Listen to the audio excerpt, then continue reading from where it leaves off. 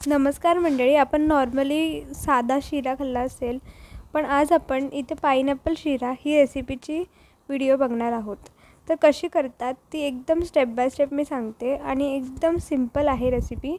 तर इथे मी 1 कप तूप घेतलं आहे, त्याच्यामध्ये 1 कप रवा, अर्धा कप ड्रायफ्रूट्स घालायचे आहेत। आपण रवा आणि तूप हे सेम प्रमाणात घ्यायचं आहे आणि त्याला चांगलं भाजून घ्यायचं आहे मीडियम फ्लेमवरती। आणि ते पूर्णपणे भाजल्यानंतर त्याच्यामध्ये पुढची कृती करायची आहे। पण तुम्ही आधी पहिले रवा भाजून नंतर त्याच्यामध्ये तूप ॲड करू शकता, पण मी इथे रवा हा तुपातच भाजला आहे जेणेकरून त्याला वास चांगला येईल। त्यानंतर आपण इथे अर्धा कप ड्रायफ्रूट्स घालायचे। तुम्हाला जे जे ड्रायफ्रूट्स आवडतात ते सगळे ड्रायफ्रूट्स तुम्ही ॲड करू शकता। मी इथे बदाम, काजू आणि मनुका हे 3 ड्रायफ्रूट्स ॲड केलेत। त्यानंतर हे सगळं मिक्स करून घेतलं आणि त्याच्यामध्ये माझ्याकडे क्रश होता पाइनएप्पल क्रश, तो मी 2 टेबलस्पून ॲड केला आणि त्यानंतर त्याच्यामध्ये मिक्स करून घेतलं। नंतर half tablespoon yellow colour gel कलरमध्ये पाणी ॲड करून टाकलं आणि पूर्णपणे मिक्स करून घेतला जेणेकरून तो थोडासा पिवळा झाला। आणि हा कलर जो आहे तो ऑप्शनल आहे, पण जो पाइनएप्पल शिरा म्हटल्यानंतर येलो हा दिसलाच पाहिजे। त्यानंतर त्याच्यामध्ये मी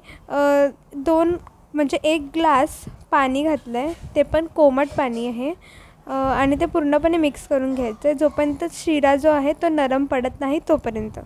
त्यानंतर त्याच्यामध्ये आपल्याला 1 कप दूध ॲड करायचं आहे। दूध पूर्णपणे मिक्स करून चांगलं पूर्ण मिक्स झालं पाहिजे। त्यानंतर त्याच्यावरती आपल्याला झाकण ठेवायचं आहे।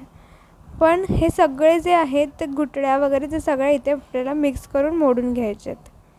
त्यानंतर इथे आपल्याला जवळजवळ 2 वाट्या साखर ॲड करायची।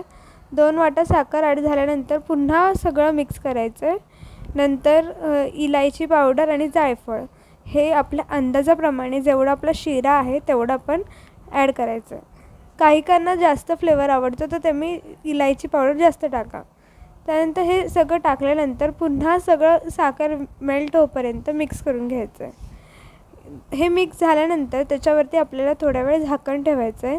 झाकण ठेवल्यानंतर मी इथे पूर्ण व्हिडिओ दाखवले, पूर्ण साखर मेल्ट होईपर्यंत मिक्स होईपर्यंतची सगळी कृती दाखवली। नंतर हे मी झाकण मारून थोडा वेळ ठेवून दिलं आहे।